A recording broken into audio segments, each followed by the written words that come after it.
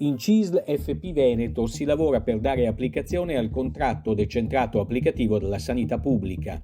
Il primo di 4 incontri sul tema si è tenuto il 7 febbraio alla sede CISL FP di Vicenza.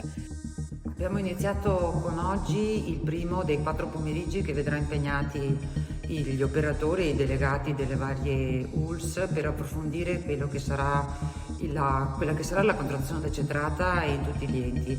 Per noi è determinante come sempre approfondire, informarsi e formare per portare a casa il miglior risultato possibile per i lavoratori che rappresentiamo.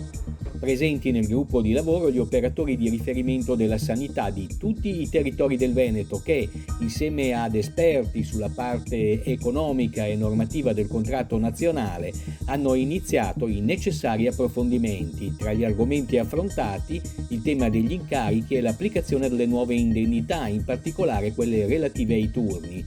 Nuovi incontri sono programmati per il 14, 21 e 28 di febbraio.